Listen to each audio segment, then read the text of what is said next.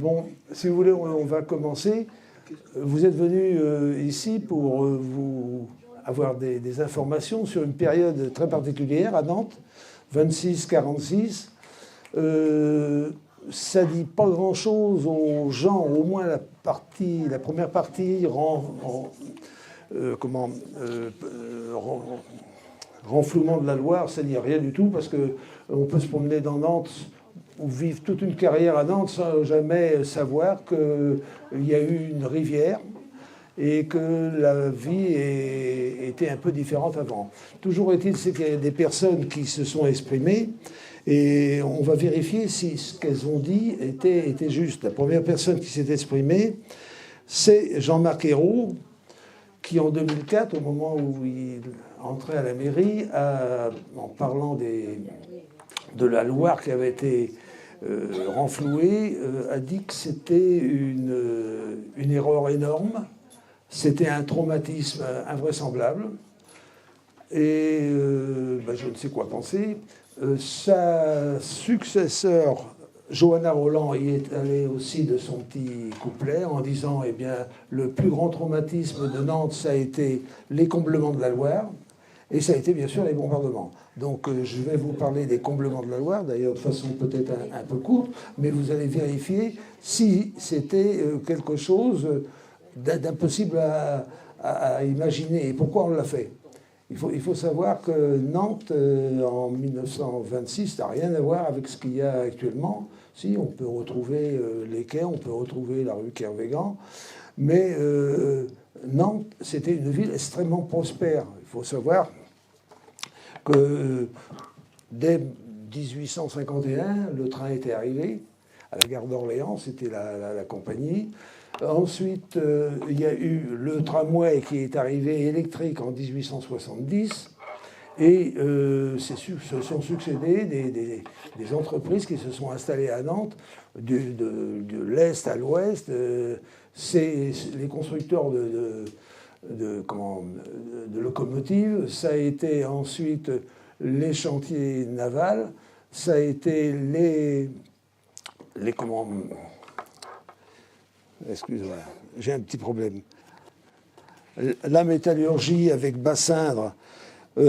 Ensuite, toutes les usines de conserverie, Amieux, Saupiquet, Cassegrain, Lefebvre-Utile qui, lui, pavoisait puisqu'il avait mis devant ses usines les deux super tours qu'on a connues et qu'il n'y en avait plus qu'une actuellement. Donc tout allait pour le mieux. Et ce qui n'allait pas, c'était au-delà des quais, puisqu'il y avait de la construction navale et la partie derrière qui était toute cette partie où se trouve actuellement la construction du centre hospitalier, où se trouvait avant le mine. C'était une zone complètement dédiée à l'agriculture. Il y avait des pâtures dans tout ce secteur-là. La Loire s'était infiltré par des petits bras qui faisaient que tout le sol était mobile et extrêmement dangereux. Et il a fallu pendant peut-être 10 ans pour pour mettre à plat et mettre au niveau et pouvoir se servir de tout cet espace, il a fallu à peu près 10 ans de travaux. Donc ça, est-ce que ça ne règle pas le problème de savoir pourquoi on en est arrivé là? On en est arrivé là parce qu'il y avait une concurrence assez terrible entre l'ancienne navigation, celle qui se faisait à voile. C'était déjà le déclin de Paimboeuf. Tous les gens qui naviguaient, toutes les personnes qui travaillaient dans ce milieu de la marine se servaient de bateaux à voile, mais qui, à un moment, ne pouvaient plus remonter la Loire parce qu'il y avait du sable en abondance, et ils ont eu l'idée, à un moment, de creuser même un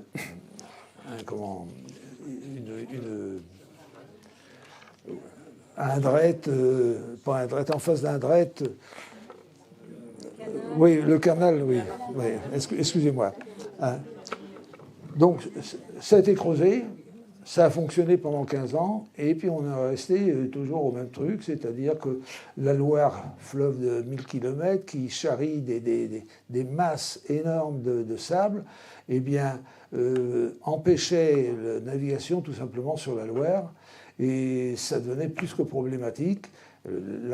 Les ingénieurs des ponts et chaussées de l'époque ont eu à cœur de faire, à la demande surtout, ils n'étaient pas tout à fait d'accord parfois sur les méthodes, mais on leur demandait vous creusez, juste à l'arrivée en dessous du pont de Pierre-Mille actuellement, ça va faire un effet de chasse, et l'eau, au moment des marées montantes et au moment du reflux, il va y avoir une masse d'eau considérable, et à ce moment-là, on va retrouver de l'eau pour faire monter les bateaux. En fait, ça a été un peu comme le tonneau des Danaïdes. Hein. Ce qu'on enlevait un jour revenait le lendemain, et ainsi de suite. Ça devenait impossible, et il y a eu quand même des conséquences. Les conséquences, c'était le fait qu'à force de creuser le lit de la Loire, on a commencé à mettre en péril la construction, les piles du pont de Pierre-Mille. Ensuite, ça a été à l'intérieur de Nantes, les quais proprement dit. On faisait des quais à l'époque, c'était pas du béton armé, c'était du bois. Et le bois, quand on le met à l'air libre, eh bien, ça ne fonctionne pas, ça pourrit. Et là, les ingénieurs ont commencé à s'apercevoir que les quais commençaient à s'effondrer, qu'il fallait absolument faire quelque chose. Et il y a eu des tas d'essais qui ont été faits, plus ou moins réussis. Et ça a abouti à ceci, c'est qu'à un moment, il y a eu une succession de drames. Hein. Il y a eu 2 ponts qui se sont effondrés. Entre autres, le pont maudit, c'était un pont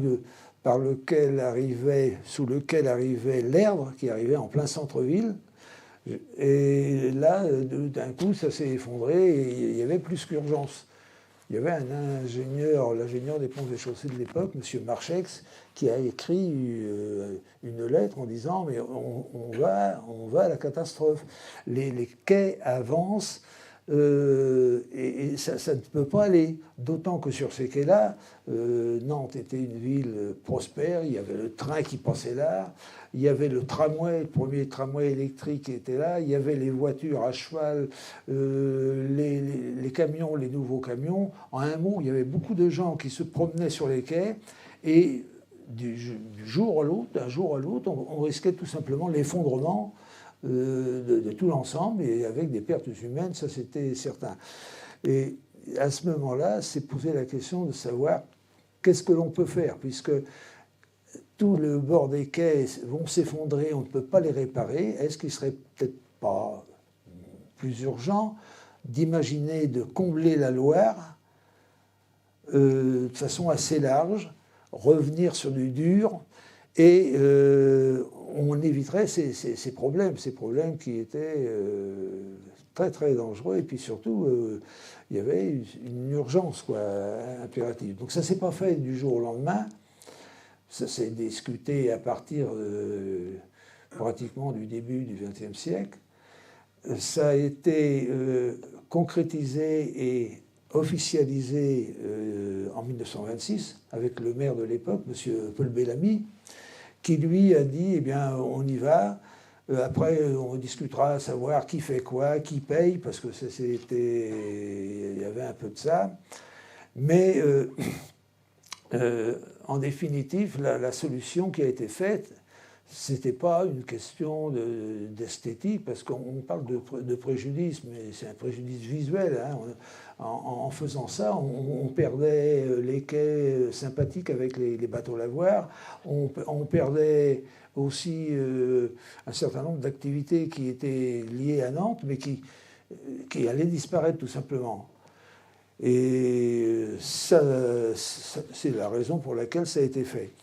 Par contre, il y a eu un travail bien avant par des ingénieurs, et des ingénieurs qui ont fait des choses qu'on peut ignorer. Il y a un jeune ingénieur qui était ingénieur à 20 ans, 24 ans, en 1900, qui lui a été affecté au port de Nantes, et on lui a dit à Nantes, il faut que vous fassiez quelque chose, vous êtes affecté au port, pour mission, il faut faire les quais, le quai des Antilles, à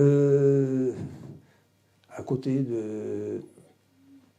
du hangar à bananes, et ils ont fait un quai qui était de 200 mètres, ils l'ont passé à 500 mètres. Ensuite, il faut éliminer juste sur le milieu de Loire une île qui était là depuis toujours, faite datant de je ne sais quand, et qui gênait la manœuvre des bateaux qui sortaient des chantiers. Ça s'appelle l'île Mabon. Personne n'en a entendu parler. Mais l'île Mabon, ce jeune ingénieur, on lui a dit, vous la supprimez. Donc le jeune ingénieur s'est mis au travail, bien sûr par lui tout de même, et avec ses équipes, et ils ont supprimé cette île Mabon. Ce qui constituait l'île Mabon a servi ensuite de remblai pour des petits bras de Loire qui se trouvaient à l'arrière sur la prairie au Duc. Et il a réussi ce problème-là. Il a fait aussi des découvertes. Et là, c'est une petite anecdote, mais qui mérite quand même d'être dite. Au moment de creuser, ils ont découvert, avec la pelleteuse ou avec l'appareil qui servait à ça, des centaines de crânes. Et des centaines de crânes dont on savait qu'ils pouvaient être là, c'était ceux qui avaient été noyés par Carrier et qui se sont trouvés coincés là. Ils ont pris à ce moment-là, ils ont pris tous les crânes, les os qui étaient là, et ensuite ça a été transféré dans un cimetière. Mais quand ils parlent de temps, c'était quelque chose d'énorme. Donc c'était... Oui, c'était vraiment une découverte, mais il a fait un travail sérieux. D'autres travaux aussi qu'il a fait.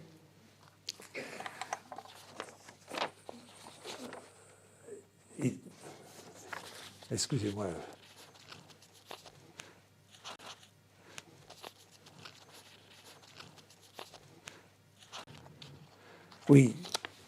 Oui, ça c'est autre chose. Ce monsieur s'est retrouvé aussi, alors qu'il était encore ingénieur à Nantes, à régler les problèmes d'effondrement de ponts. Il était là présent au moment où le pont de Permil s'est écroulé. Il s'est écroulé tout simplement parce qu'on avait peut-être creusé trop, et puis les piles étaient trop importantes. Ça n'a rien à voir avec un pont moderne. Donc il a fallu faire venir des soldats du génie pour faire un pont provisoire. C'est la même chose qui s'est produite d'ailleurs après la guerre, quand le pont a été, lui, détruit par les Allemands avant de partir. Il y a eu aussi à régler, et ça c'était quelque chose d'extraordinaire, c'est les méfaits de la Loire. C'est un terme qui est employé souvent. Les méfaits de la Loire, c'est simplement le fait que la Loire fait ce qu'elle veut. Tout le gros problème, elle fait ce qu'elle veut, et lorsqu'il y a des crues, il y a des crues. Et en 1903, il y a eu une crue qui était assez importante, mais en 1910, ça a été quelque chose d'énorme. Ça veut dire que tout le centre-ville a été complètement envahi, et il a été envahi pendant plusieurs jours avec tout ce qu'on peut imaginer comme contrainte pour la population, et puis savoir comment ça allait pouvoir se régler, comment la décrue se ferait. Et puis en fait, le jeune ingénieur dont je parle, Chauveau, il habitait à cette époque-là chaussée de la Madeleine. Il a découvert du jour au lendemain que d'un seul coup, il n'y avait plus d'eau. Et il s'est dit, il y a quelque chose, on l'a appelé, et effectivement, toute cette eau-là venait de la Divate, qui se trouve à la hauteur de Saint-Julien-de-Concelles. C'est une une route assez haute avait éclaté et l'eau s'est répandue sur à peu près 3 ou 4 communes. Donc quelque chose de vraiment, vraiment important. Donc en un mot, la Loire, on n'en finit pas on n'en finit pas de découvrir qu'elle peut faire des méfaits. Je sais qu'actuellement, on fait le CHU à Nantes. Il ne risque pas de s'effondrer, ça c'est clair, hein, puisque c'est une masse tellement compacte, et puis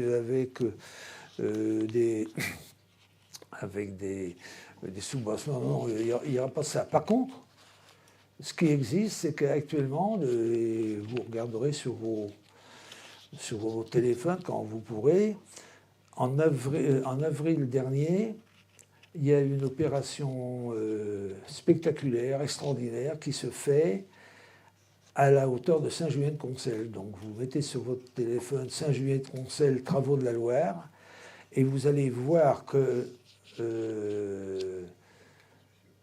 tout est à refaire. Ils s'aperçoivent maintenant que la Loire a été trop profondément creusée, qu'on ne sait plus maîtriser. Mais regardez bien, Saint-Julien-de-Concelles, travaux de la Loire, c'est vraiment étonnant. Hein, c'est quelque chose même d'un peu affolant. Et le but de l'opération, c'est simplement de faire en sorte que on remonte le fond de la Loire. Il y a 17 cm ou 70 cm, c'est autre chose. La Loire est trop basse. Donc ça veut dire que ce qui était problème il y a de ça 2 siècles, l'est maintenant, le sera un peu plus tard. Je ne sais pas si le CHU aura les pieds dans l'eau, mais il est vraisemblable qu'une partie de cette île de Nantes, qui est complètement artificielle, c'était pas celle qu'on voit maintenant, c'est une multitude de petits bras, et ça devenait vraiment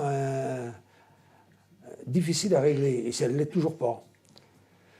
Sinon, il a fallu, pour régler ça, faire les comblements et puis savoir qui payait. Et entre autres, ce qui n'a pas été imaginé dans un premier temps, ça a été de faire l'erdre. L'erdre a été faite parce que il y a eu l'écroulement du fameux pont là, et ils se sont aperçus que l'erdre, de plus en plus, parce qu'il y avait des périodes de crue, mais il y avait des périodes de sécheresse, ça veut dire que les bateaux, ils pouvaient même monter, ils ne pouvaient plus remonter l'erdre. Donc les bateaux lavoirs, ça ne savait pas grand-chose, hein, et la navigation était complètement bloquée. Donc l'idée, ça a été peut-être de bloquer l'erdre à la hauteur du pont Grand. Et pour le faire, ça, il y a eu des appels d'offres, et l'idée était de faire payer les Allemands, puisque dans le fond, ils nous étaient redevables de dommages de guerre. C'est une entreprise de Düsseldorf qui est arrivée, et qui a fait le travail de 1929, vous voyez, 26, c'est la déclaration du conseil municipal pour faire les travaux. 5 ans après, c'est terminé, et le tunnel va rejoindre le canal Saint-Félix. Et là, notre ingénieur en question se distingue, puisque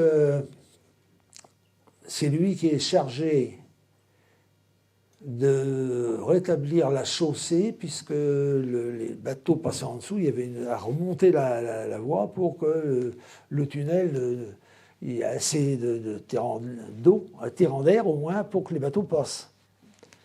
Et ça a été fait, et l'inauguration était en grande pompe. Et en 29 à 34, en 34, c'est terminé. L'équipe allemande reprend ses bagages, hein, et attend de reprendre le travail. Donc disons que la suite, on va en parler tout à l'heure, à savoir que on va revoir apparaître cet ingénieur qui a dirigé tous les travaux, qui est le colonel Holtz, hein, qui a été tué à Nantes et qui, pour ceux qui ne le savent pas, est enterré à 2 kilomètres d'ici. Donc ça veut dire que rien n'est écrit. Hein, c'était l'époque où on espérait encore la paix et ben, après ce fut la guerre. C'est un sujet qui est extrêmement vaste et je dois dire sincèrement que plus j'ai étudié, plus j'ai lu, plus j'ai lu les documents sur Nantes et les comblements, etc., et plus je me suis pris la tête et j'arrivais à me demander si je pouvais retenir quelque chose. J'en ai retenu un peu quelque chose, c'est ce dont je vous ai fait part. Donc maintenant, on va passer dans un autre sujet, vraiment, la guerre. Parce que là, c'est quand même le gros morceau. Donc un rappel, parce qu'on peut comprendre et on peut expliquer ce qui s'est passé pendant la guerre qu'en ayant connaissance de ce qui s'est passé avant. Hein. Ça ne s'est pas fait comme ça, la guerre n'est pas arrivée du jour au lendemain. Hein. Bon, je rappelle, mai 1936, le Front populaire, avec M. Léon Blum. C'est le temps de l'espérance pour beaucoup d'ouvriers, pour des gens. C'est un changement, mais vraiment radical. Et c'est un peu le temps du plaisir. Ce sera des congés payés, ce sera des tas de choses. On en profite au maximum. Cette histoire de Front populaire, ça a duré 2 ans. En 1938, rien ne va plus, parce que quand on a eu des avantages sociaux, il n'y a aucune raison de ne pas mettre la pression pour en avoir un peu plus. Hein. Et celui qui s'occupe des affaires de l'État, faites pas de comparaison avec la période actuelle. Hein. Il y a toujours à chercher de l'argent quelque part. Hein. Hein. En avril 1938, M. Léon Blum est viré. Hein. Ça, les grèves de la CGT, hein, ils sont pour quelque chose. Et c'est pris par M. Daladier. Et M. Daladier fait au mieux. Il commence à restreindre un petit peu les avantages acquis. Il n'est plus question de faire, je ne sais plus si c'était 40 heures. Enfin, il rogne partout et la grogne vient. Et un certain nombre d'événements vont arriver, septembre 1938. Hitler, qui est là depuis déjà quelques années, a des prétentions sur la Tchécoslovaquie, au moins sur la partie la plus sud, hein, où il y a des Allemands, des Tchèques qui parlent allemand, c'est des Sudètes, hein, et il voudrait bien annexer ça. Donc il convoque, c'est pas lui, c'est plutôt Mussolini qui convoque à Munich Hitler, Mussolini, Chamberlain, Daladier. Et là, ils vont décider peut-être un peu du sort du monde. Nos gars, nos représentants font face un petit peu, mais en face d'eux, il y a un type plus fort, c'est Hitler qui les enveloppe dans sa rhétorique. Et ils repartent à la maison en disant, eh bien, on a sauvé la paix. Ils n'y croient pas un seul instant. Ils reprennent l'avion et c'est la fameuse phrase de Daladier quand il arrive au Bourget. Il est avec des gens qui l'accompagnent et ces gens-là, ils disent qu'est-ce qu'on va avoir comme accueil, c'est impossible, on va se faire massacrer. Et bizarre, il arrive au Bourget et tout le monde l'applaudit. Et la réflexion de Daladier à son ami auprès de lui, il disait ah, les cons, s'ils savaient. Et c'est vrai que les cons, s'ils savaient, ça n'a pas tardé. Hein. Il y a eu aussitôt, en 1939, la perte des accords de non-agression avec les Allemands. C'est le pacte entre Ribbentrop et Molotov. Donc là, les Allemands, pour une question tactique, hein, décident de se libérer du front nord pour s'attaquer au sud et à l'ouest, Et ils prennent un accord qui va durer d'ailleurs pas très longtemps, mais qui va mettre comme allié et comme ami invraisemblable les Allemands et les Russes. C'est une conséquence assez considérable, parce que le Parti communiste français devient à ce moment-là un ennemi, ou un ennemi futur. Hein. Donc à ce moment-là, Daladier prend la décision de supprimer le Parti communiste, d'envoyer à l'étranger ou en prison tous les cadres du Parti communiste. Et là, c'est le temps de la clandestinité. Les jeunes, les vieux et tout le monde courbe le dos et attendent que ça s'arrange. Et ça ne s'est pas arrangé du tout, puisque on a vu 38, 39, là, c'est le temps où la guerre va se déclarer, une drôle de guerre d'ailleurs. Le 3 septembre 1939, la guerre est déclarée à l'Allemagne, c'est la mobilisation générale. Donc tout le monde y va. Le PC, le Parti communiste, est dissous, est déclaré hors la loi. Donc ça, c'est un fait sans précédent, puisque ce genre d'événement n'avait eu lieu que pendant la Révolution. Toujours est-il, c'est que tous les gens qui étaient connus du Parti communiste et qui ne s'étaient pas cachés ont été envoyés en Algérie comme déportés ou autre chose. Et parmi les gens qui ont été rappelés, comme des tas de gens, hein, le chef du Parti communiste, Maurice Thorez, lui, a reçu l'ordre de Staline de rejoindre Moscou. Il a déserté et il a passé ses 5 années de guerre à Moscou. Voilà. En mars 40, Daladier n'en peut plus ou ne peut plus. Toujours est-il, c'est qu'il donne sa démission.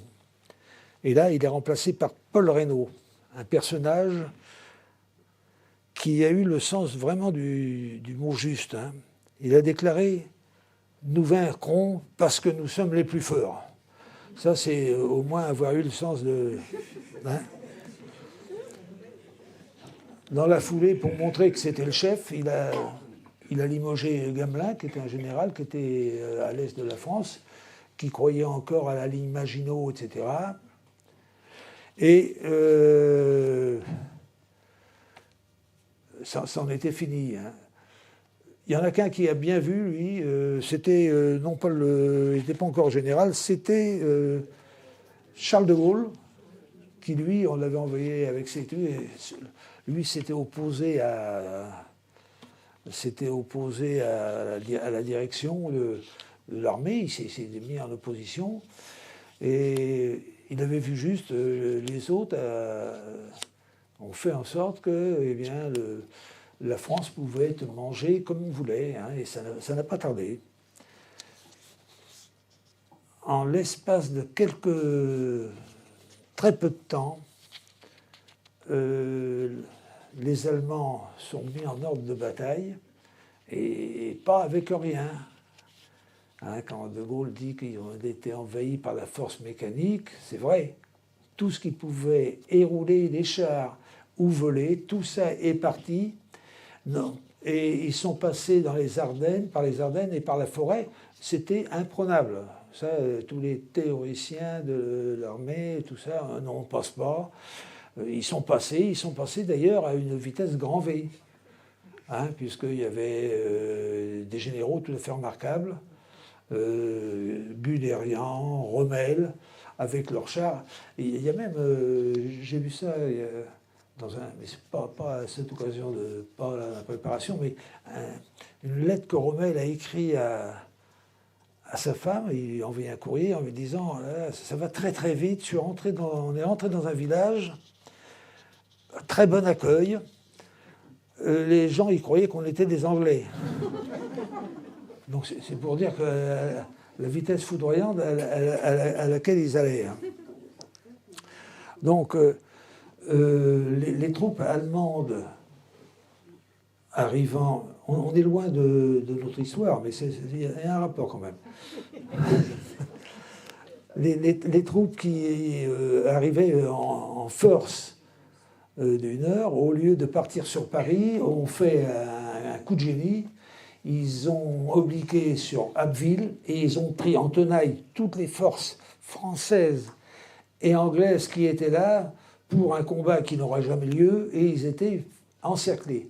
D'où une opération invraisemblable, l'opération Dynamo.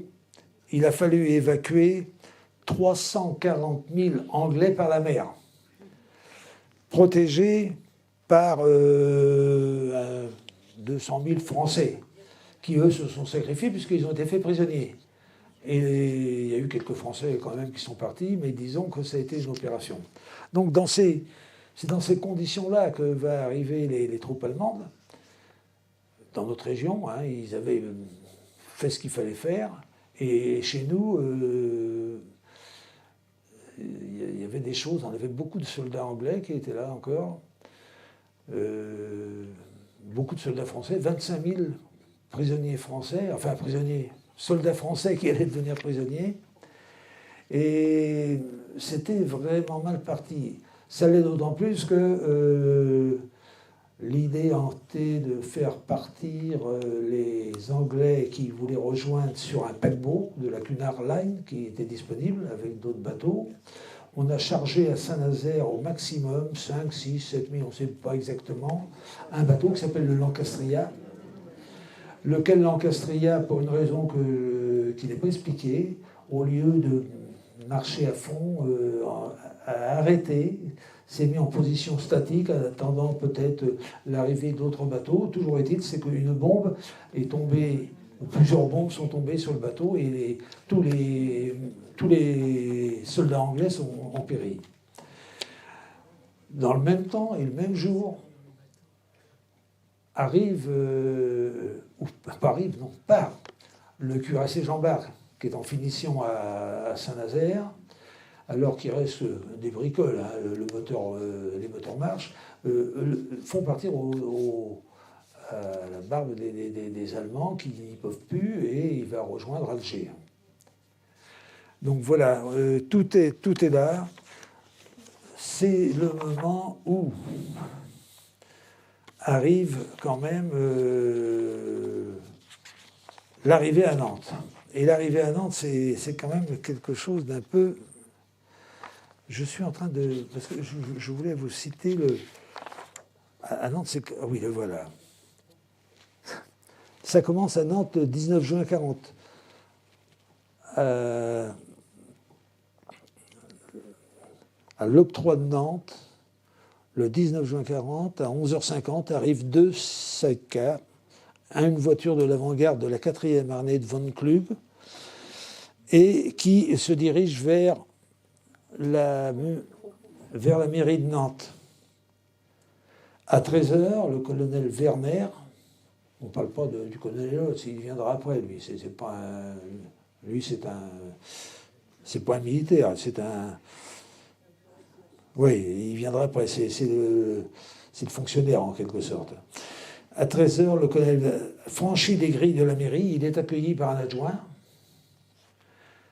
il s'appelle M. Prieur, et là, humiliation. Ce M. Prieur est un ancien de la guerre 14-18 qui est handicapé un peu. Le commandant lui remet le drapeau gros à gamer, il lui dit de descendre le drapeau français et de mettre le drapeau allemand.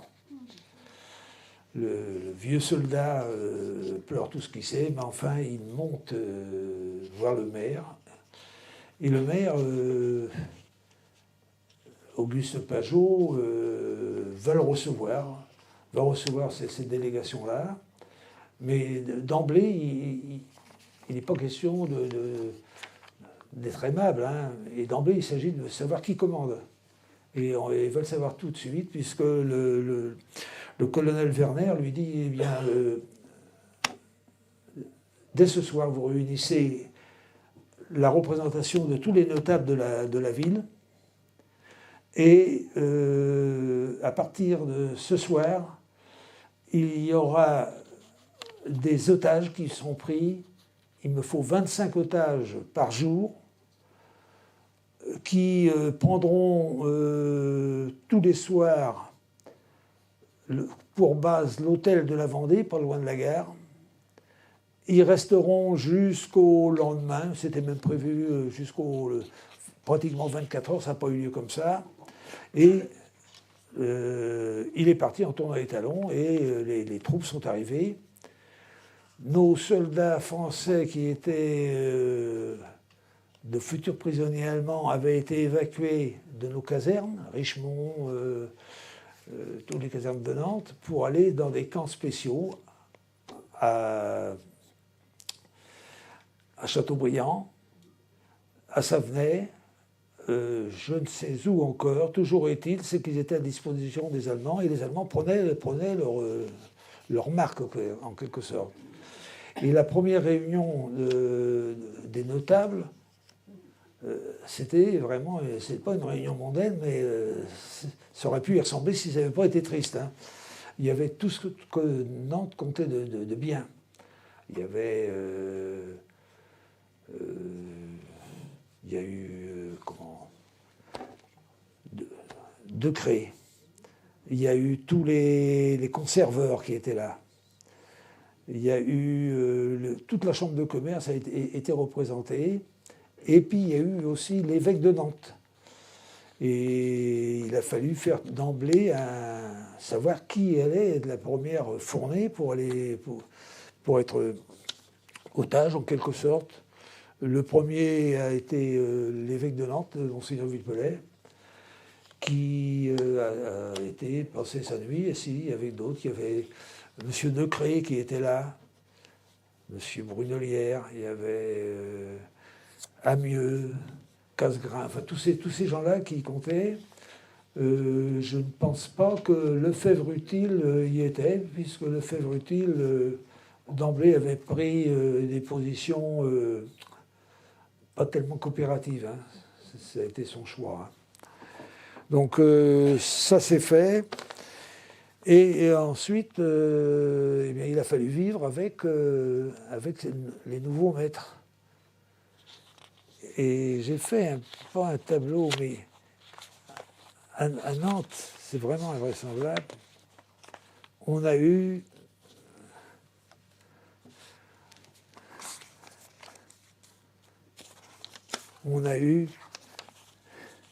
ça s'est fait par trois. On a eu trois préfets. On a eu trois préfets. Monsieur Leroy, Monsieur Dupart, Monsieur Bonnefoy. On a eu trois maires, Monsieur Pajot, Monsieur Gaëtan Rondeau et Monsieur Orion. On a eu trois militants communistes, des jeunes, Spartaco Cuisco, Gilbert Brunstein, Marcel Boutarias, 17 ans.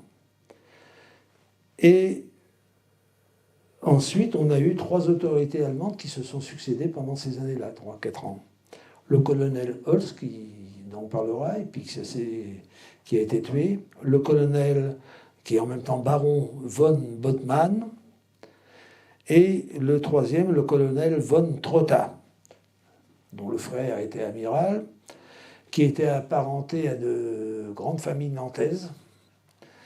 Et il avait entre autres la particularité d'avoir parmi ses lointaines cousines 5 religieuses de la congrégation de Chavagne.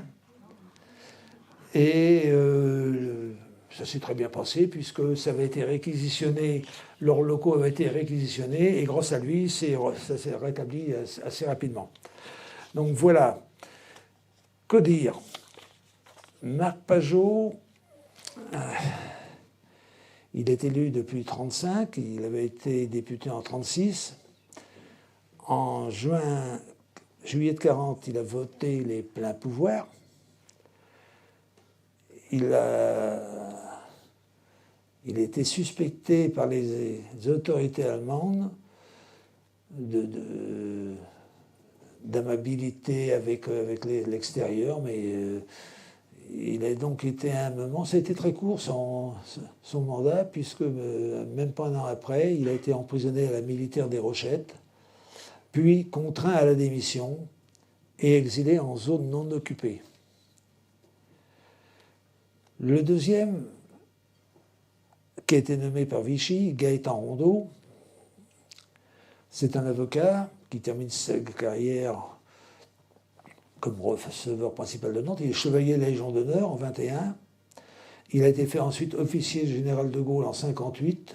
Lui, son départ a été exigé par les Allemands qu'ils ne le trouvaient pas assez collaborationniste. Le troisième, que j'ai connu, Henri Orion, maire délégué par Vichy, le 16 octobre 1942, a été décoré par Pétain de la Francisque jusqu'à sa révocation en août 1944. En 1947, il a été réélu, comme quoi, au moment de la libération, il y a eu des règlements de compte, on pourra en reparler, et lui a retrouvé son mandat de maire, et j'avais eu l'occasion de le voir. Toujours est-il, je vais reparler des préfets, parce que c'est très intéressant aussi. Mais il faut savoir que, hors les préfets, les maires, tout ça, il y a quand même eu nos gouvernements. Hein. Ils se sont empressés dès l'instant où il y a eu l'arrivée des Allemands qui était programmée. Parce que quand on voit ce qui s'est passé au moment de l'Exode, hein, ils se sont empressés, il fallait plier bagages, administration complète, et tout le monde est parti vers Bordeaux. Et à Bordeaux, ils y sont restés un temps assez court, mais ce n'était pas suffisant pour imaginer mettre tout un gouvernement. Et ils sont partis ensuite sur Vichy, qui est une ville thermale, avec de grands hôtels où il était possible de travailler et de mener une vie normale. Donc là, on voit bien qu'il y a eu une coupure complète entre l'administration et puis les citoyens qui ont été laissés pour compte. D'autant que dans le même temps, on avait décidé, les Allemands avaient décidé d'occuper la France à moitié. Il y avait une partie occupée et une France libre. Et passer de l'un à l'autre, c'était pas quelque chose de très, très, très simple. Donc voilà, on était un petit peu largués. Les seuls qui sont restés, là, c'est pas cocorico, hein, mais les seuls qui sont restés, au moins je parle de la préfecture de police de Paris, que je connais bien, les policiers sont restés, hein, et heureusement, parce qu'au moment de l'exode à Paris, c'était la ruée. Tout le monde partait, il n'y avait plus de place dans les trains, c'était quelque chose d'invraisemblable, c'était vraiment la bagarre. Et c'est ces gens-là qui sont partis à toute vitesse. Il faut savoir que 2 mois après, ils étaient de retour, donc tout allait bien. Et pour certains, on menait une vie pendant la guerre qui a été acceptable au moins. Hein. Donc voilà. Pour ce qui est, on a vu pour les maires, pas eu de veine, hein. Et les préfets, ça n'a pas été mieux. Le premier préfet, Fernand Leroy, il avait été nommé par le gouvernement Léon Blum en début de la guerre. Il a dû régler des tas de problèmes, lui, avec la ville. Il a fallu qu'il règle le problème de la défense passive, avec une action particulière d'un commandant dont je reparlerai, le commandant Baruto, qui était un type extraordinaire, qui commandait tous les pompiers de Nantes, hein, c'est-à-dire 400 types sur trois casernes, et qui s'est dévoué à fond pour régler ce problème de la défense passive. Parce que ça, c'était en 1939. Il faut savoir que la défense passive, ça se réfléchit un peu avant. Hein. On n'attend pas que les bombardements arrivent pour savoir où on va se planquer. Hein. Et lui, il a réussi, il a accueilli à Nantes 25 000 réfugiés. Les 25 000 réfugiés, c'est des gens qui venaient du Nord, mais dans le même temps, on en avait qui venaient du Sud, les réfugiés espagnols, puisqu'il y avait eu entre-temps le Front populaire espagnol, hein, l'équivalent de notre Front populaire, où là, ça n'a pas marché comme chez nous, puisque le général Franco s'est opposé et il y a eu un certain nombre d'Espagnols qui sont venus et qui ont d'ailleurs été très bien intégrés.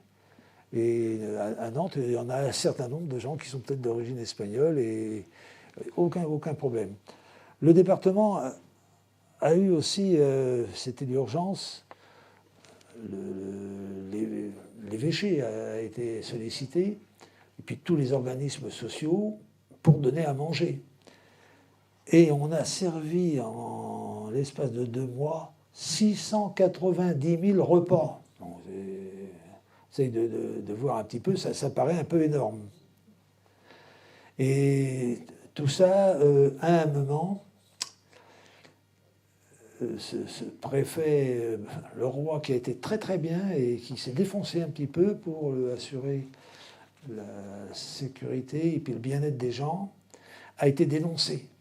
Il a été dénoncé par quelqu'un, c'est le problème dans tous les conflits, partout, à chaque fois que ça va bien, il y a toujours quelqu'un pour vous balancer une vacherie. Et lui, on lui a reproché que son épouse était juive. Et en fait, c'est vrai qu'elle était de confession juive, mais enfin, elle ne pratiquait pas, mais ça a suffi pour le mettre sur la voie de départ. Et on l'a fait partir. Le deuxième préfet, lui, a été nommé en octobre 40, donc vous voyez, il est resté que quelques mois. Le préfet Dupart, nommé en 40, et est resté jusqu'en 43, lui, par contre, a été bien vu, il était même un peu zélé vis-à-vis des autorités allemandes. À tel point, c'est que lorsqu'on leur a demandé, les autorités allemandes avaient demandé à ce qu'on fasse le point des commerces tenus par des juifs à Nantes ou en Loire-Atlantique, il était le premier à dire « j'ai réussi à détecter tel commerce, que par on va le faire fermer ». Donc des choses, on l'a remplacé par Édouard Bonnefoy, préfet.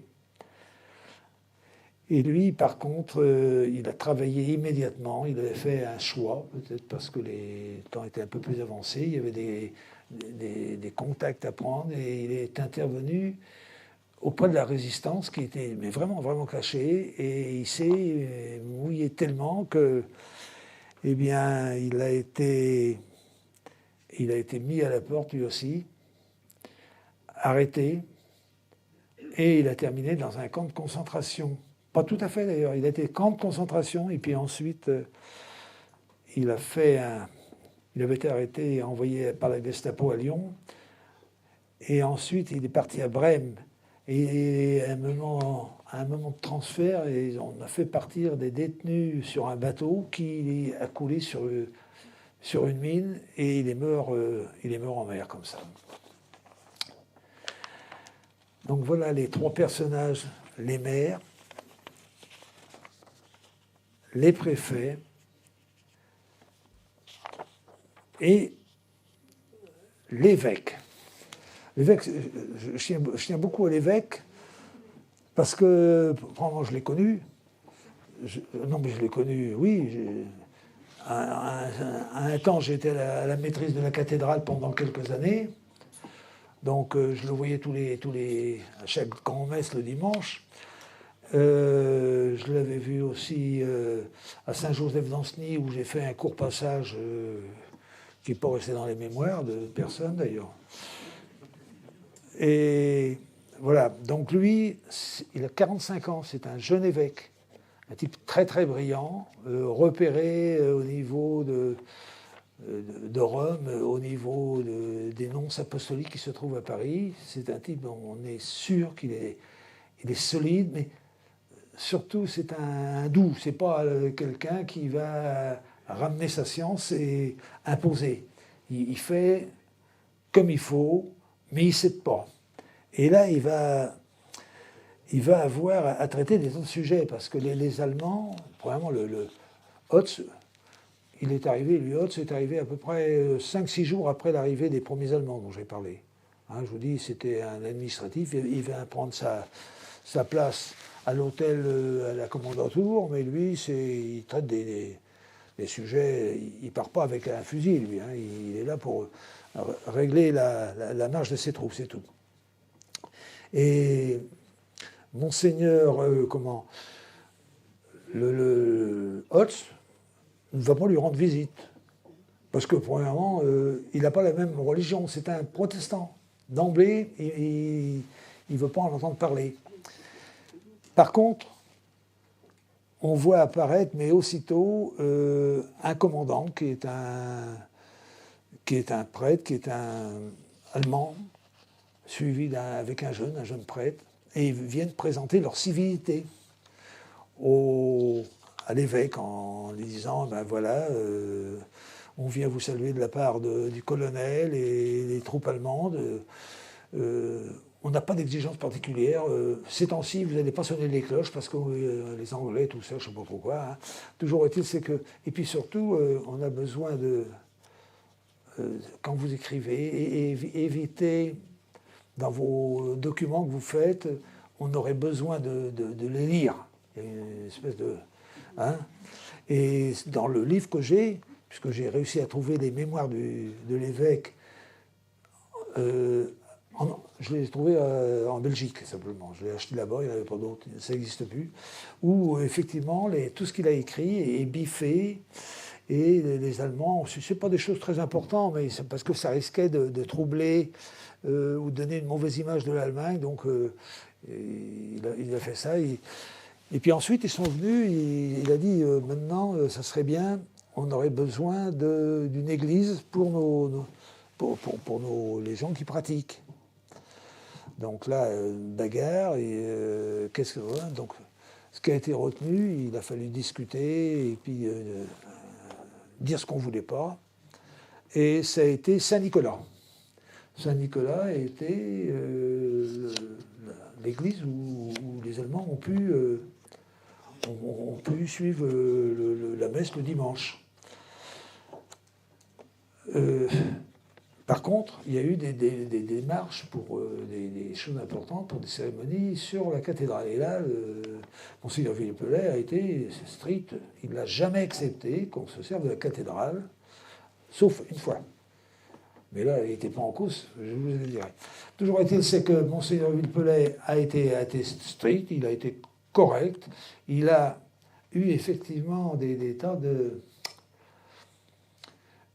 sollicitations, parce qu'à l'époque, les Allemands avaient investi, entre autres, le service à l'état civil. Hein, ils avaient mis des fonctionnaires, et pour examiner, il y a eu des demandes assez importantes de gens qui voulaient avoir un certificat de baptême pour bien montrer qu'ils étaient là, pour éviter de se retrouver embarqués. Et l'évêque a fait ce qu'il fallait faire. Il a été bien. Il a rencontré des Allemands, mais disons que dans tout ce que j'ai lu sur lui, c'est extrêmement positif. Il a réussi à demander aux Allemands, moi j'ai assisté, hein, donc je n'étais pas vieux, hein, en 40, mais il y a eu, entre autres, sur le cours Saint-Pierre, une fête religieuse avec une procession qui passait par la place de la Duchesse-Anne, qui remontait la rue de Strasbourg, où il y avait à peu près, on était quelques milliers de gens qui, tout simplement, allaient. Il y avait un reposoir avec tout le cérémonial de ce que savait faire la religion catholique à l'époque. Hein. C'était dans du grandiose. Et les Allemands acceptaient. Et sur un écrit de Monseigneur Villepelay, hein, oui. Bon. Sur un écrit de Monseigneur Villepelay, il est dit que certains Allemands, au moment du passage du cortège et des croix, tout ça, se signaient. Donc on n'était pas sur des sauvages, hein. On pouvait être à la guerre, mais on n'était pas... pour cela, ils étaient dans une ville idéale pour attendre la suite. Non, rien à dire à ce niveau-là. Ça n'empêche pas qu'il y a eu quand même, sous l'époque des Allemands, on a eu quand même deux ou trois résistants qui ont été fusillés. Et entre autres, un dénommé Poirier, qui était garde-barrière, lui, où passait le train pas loin de la place Royale, qui lui donnait des renseignements pour savoir qui était dans les wagons. Enfin, il avait des points de destination. Et il a joué le jeu, et puis il a surtout été avec une équipe de résistants là, pour faire sauter une trentaine de camions qui appartenaient non pas aux Allemands, mais qui appartenaient aux Anglais, qui avaient été laissés pour compte. Hein. Donc c'était ça. Hein. Les Allemands, ça n'a pas été très bien partout, c'est vrai. Hein. Hein, on parle de Nantes, hein, on ne va pas se mettre à parler d'autre chose. Hein. Hein. C'est comme à Paris, si jamais on parle à Paris, je dois dire que tous les gens qui ont vécu à Paris, il y en a très peu qui ont été traumatisés. Hein. Hein, les bars, les cinémas, les dancing, les fêtes diverses et variées, à Paris, ça n'a pas existé. La preuve, c'est qu'ensuite, il y a certains qui se sont retrouvés devant des tribunaux après pour répondre de leur action. Donc voilà, Monseigneur Villepelet, excellent souvenir, quelqu'un de très bien, très juste. Et c'est ce qu'on peut dire. Par contre, je vais passer à un autre sujet. Un autre sujet, c'est celui des trois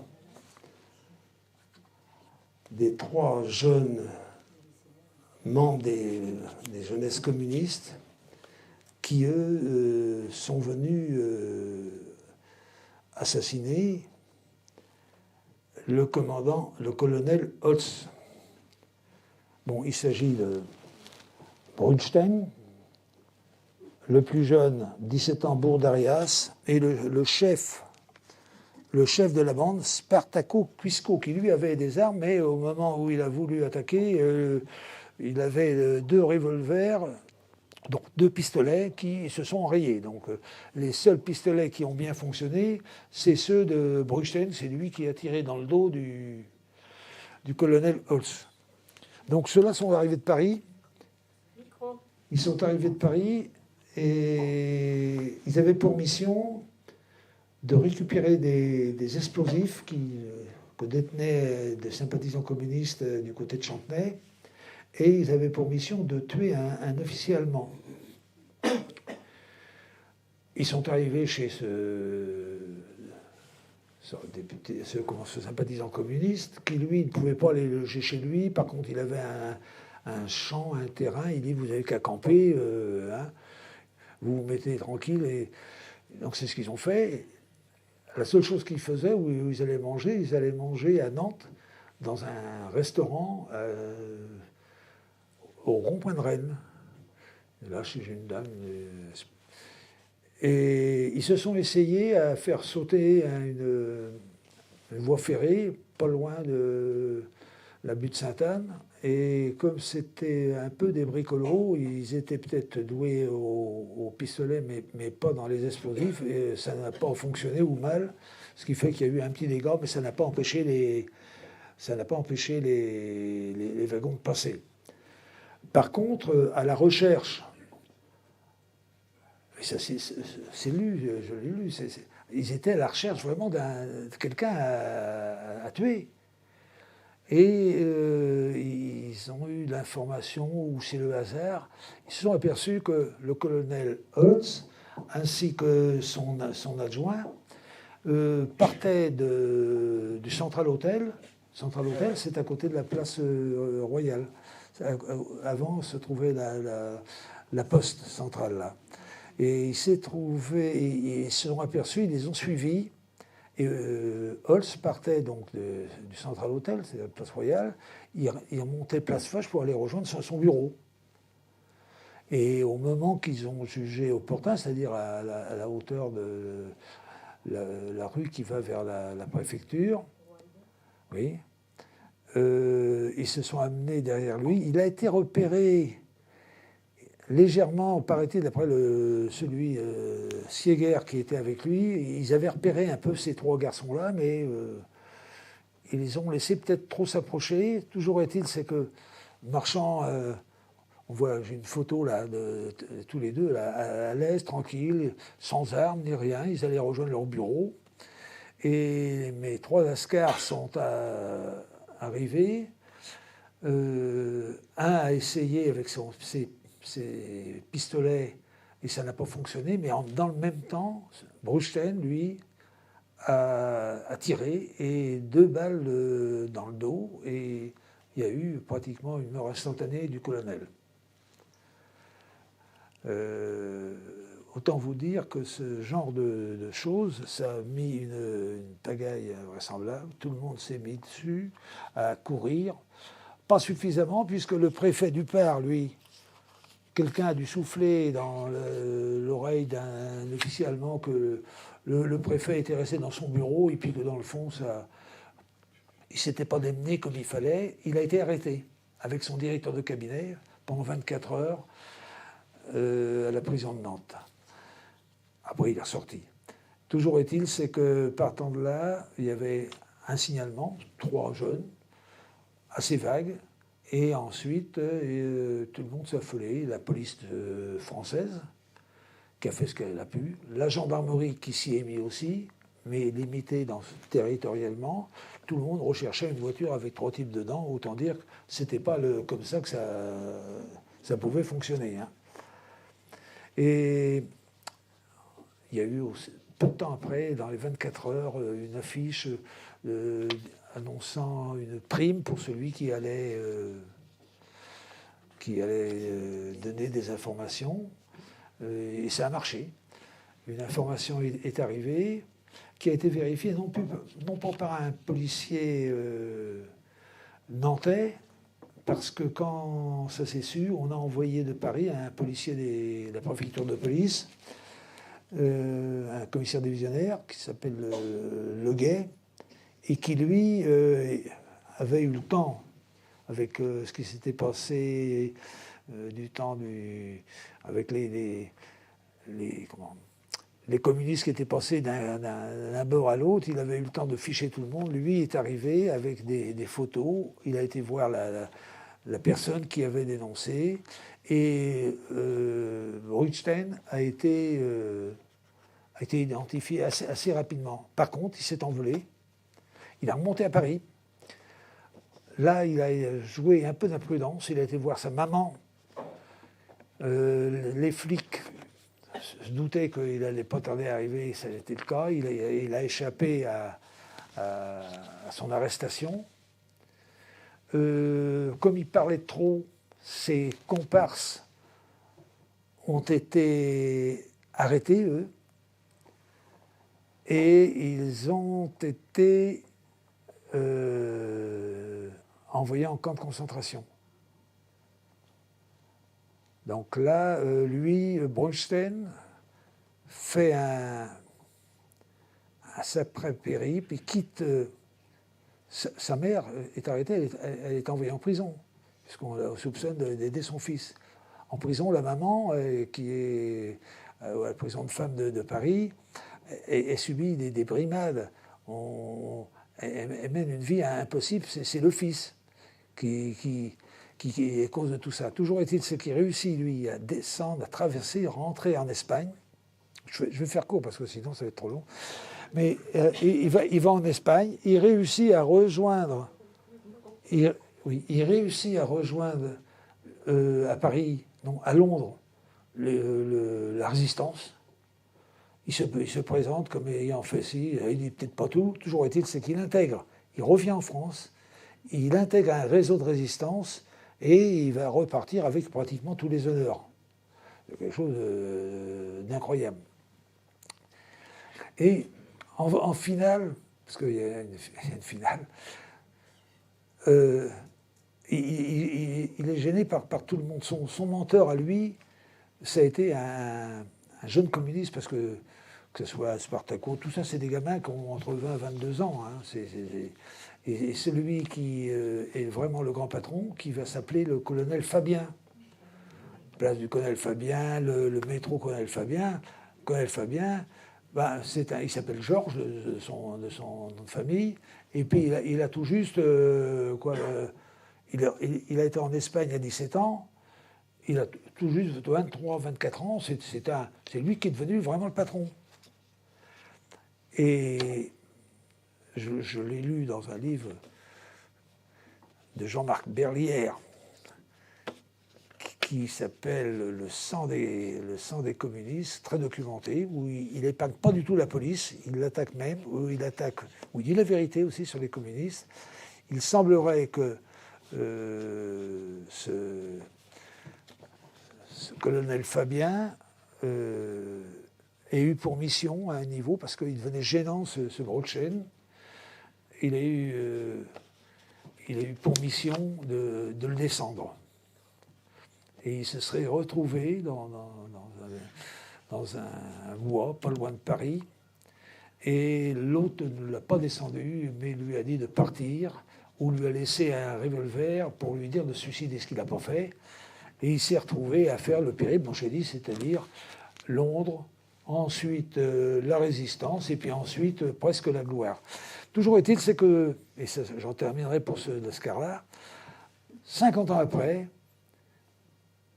à Nantes, où les jeunes ont été tués, dont Guy Moquet. Hein, il y a une grande cérémonie d'hommage à tous ces gens-là. Vient à la tête Georges Marchais. Georges Marchais, le patron du PC. Et Bronstein, lui qu'on a oublié et puis qui est complètement banni, il est rejeté un peu de partout, veut aller à la fête. Et il vient, lui, avec sa pancarte, en dénonçant Georges Marchais, qui volontairement a travaillé pour les Allemands dans une usine d'aviation. Et là,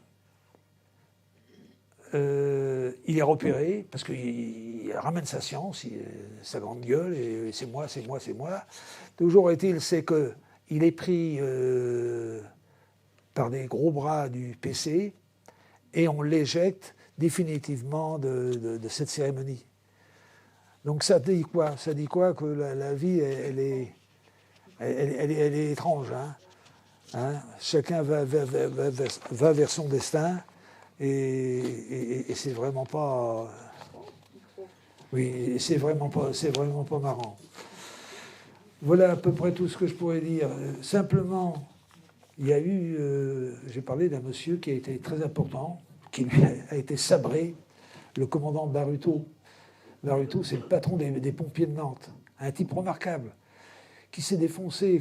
Il a voulu, quand le gouvernement a donné des fonds et a dit qu'il fallait embaucher des gens pour faire la défense passive, à la mairie de Nantes, on s'est empressé de détourner, non pas l'argent, mais de détourner les hommes pour leur faire d'autres missions.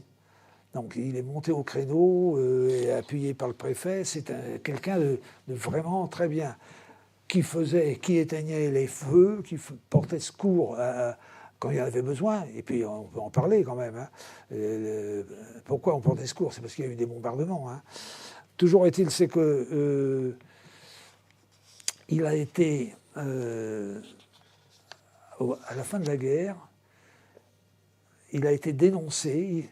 Il faisait tellement bien son travail, c'est-à-dire quand il allait au feu, il ne demandait pas si c'était un feu allemand qui était victime, ou il faisait son métier de pompier. Et on lui a reproché d'avoir reçu des félicitations de l'état-major allemand pour son courage, pour son travail et pour son comportement en général. Et en 1944, des gens résistants, ou je ne sais pas quoi, il y a eu ordre au préfet de le licencier, et il s'est retrouvé licencié, perte immédiate de travail, de salaire, sans droit à pension, et ça en était terminé avec lui.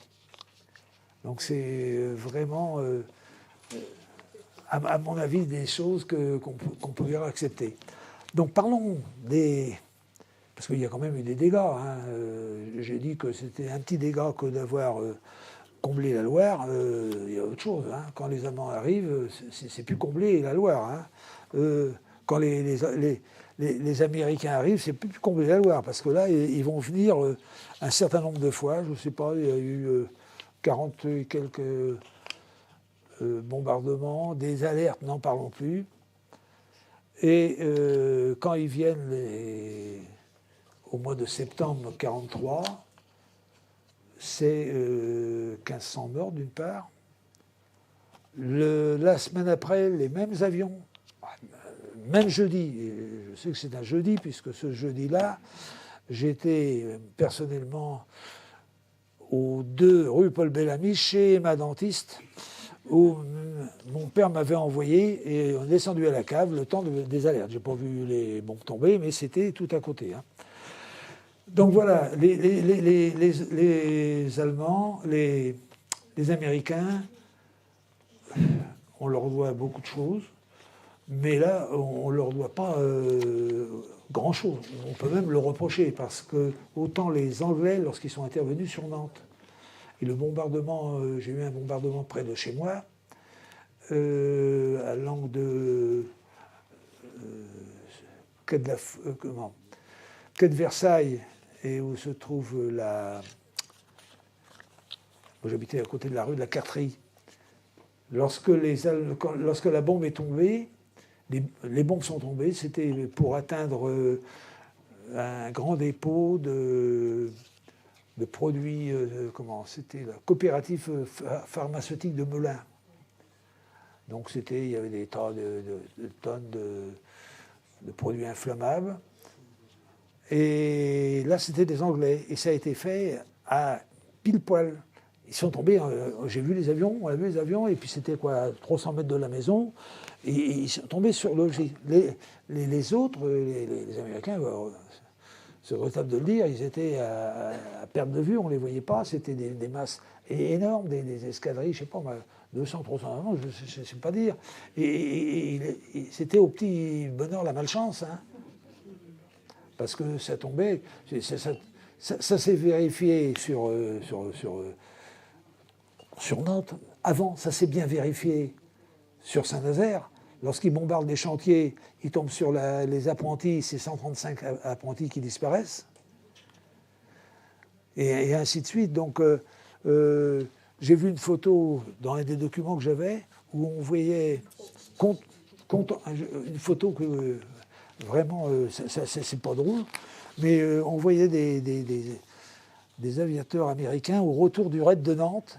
Et parmi, il y avait un mitrailleur, je ne sais pas ce qu'il a pu mitrailler, parce que de là-haut, il ne mitraillait pas grand-chose, c'était Clark Cable. Donc là, hein, c'est pour dire. Hein. Donc, deux manières de travailler. Je ne veux pas dire que ça ne s'explique pas. Toujours est-il, c'est que ceux qui étaient les victimes, c'était bien les Nantais.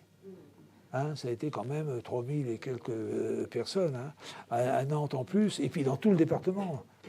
Hein, ça a été pareil à Lorient, ça a été pareil à Royan, ça a été partout. Hein. Donc voilà. Et puis le dernier chapitre, c'est savoir qu'est-ce que il y a une famille lambda là-dedans, c'est la famille Gourin. Pourquoi on était là? On était là parce qu'on habitait là, tout simplement. Hein. Hein. Parce que mon père venait d'être fait prisonnier. Il est parti en Autriche. Ma mère est restée seule. Elle a été embauchée à l'état civil à Nantes, à la mairie. Et puis nous, eh bien, on a été de 39 à 42 donc à l'école Saint-Similien. Saint-Similien, les bombardements, on n'en a pas eu à ce moment-là. Par contre, des alertes, on y allait et on partait en rang serré sous le marché Talensac, qui venait d'être construit 2 ans auparavant, avec le monsieur de la défense passive avec son casque blanc, et on allait se planquer là, et quand il était temps, on rentrait. Le souvenir, c'est ça. Le souvenir aussi, c'est la distribution à l'école de gâteaux vitaminés, très intéressant. Donc c'était à celui qui pouvait en avoir un peu plus. Ensuite, ça a été, comme tout le monde, comme tous les gosses de mon âge, et puis ça a duré, lis mon maréchal. Maréchal, nous voilà, devant toi, nous t'égare, devant toi, sauveur de la France, etc. etc. Et on chantait ça à tue-tête, on était très heureux de dire ça. Hein. Et puis ensuite, puis tout, grosso modo, et puis là, il y avait le travail famille-patrie, il y avait le maréchal qui de temps en temps parlait la fête des mères. Hein. Toutes les lois sociales qu'a pu faire Pétain ont été reprises ensuite par la 4e République. Hein. Hein. Donc ça ne veut pas dire que c'était bien. Enfin non, ça ne veut pas dire que l'action de Pétain n'a rien à voir avec ce qu'un gamin peut regarder ça. Hein. Ouais, on regardait ça, on était contents. Les Allemands, j'allais au Guignol sur le cours Saint-Pierre, c'était, je ne me rappelle plus du nom de la... Hein, il y avait le Guignol, il y avait... On passait longtemps entre le Guignol, les cérémonies religieuses un peu partout, hein. Donc, et puis terminé à la maîtrise, là, c'était complet. Mais tout ça, que de bons souvenirs. Par contre, il y avait aussi faim, froid, le froid, invraisemblable. Je ne sais pas si les hivers étaient plus froids à l'époque que maintenant. Il faisait froid. On mettait dans le lit les briques avec le papier journal pour se chauffer. Il y avait à l'école l'époux. Et puis le comble, et ça a valu un petit séjour de quelques jours à l'hôpital Saint-Jacques, ça a été la gale. Donc la gale, on a dit c'est la gale du pain, j'ai jamais entendu parler de ça. Toujours est-il, la gale, on s'est retrouvés à Saint-Jacques, mais dans des baignoires avec de soufre. Hein. Et puis on a passé quelques jours, tout notre couchage est parti à la désinfection, et puis c'était ça. Donc voilà, c'est une histoire de Nantes qui ne vaut peut-être que pour moi, mais ça montre que c'était la vie de l'époque. Donc le dernier mot de la fin, c'est un dernier cantique que m'a appris le chanoine de Beignet, qui est devenu après Monseigneur Beignet. Mais le chanoine de Beignet à la cathédrale, c'était une sommité. Hein, et là, le chanoine de Beignet, on a chanté ça, et moi, je trouve que c'est bien au moment où on parle, parce que ça nous ramène à la base. C'était ceci. Ô France, ô ma patrie, je crois, j'espère en toi. Avec amour, Dieu t'a pétri, triomphante ou meurtrie, je t'aime, ô ma patrie. Et voilà, c'est tout.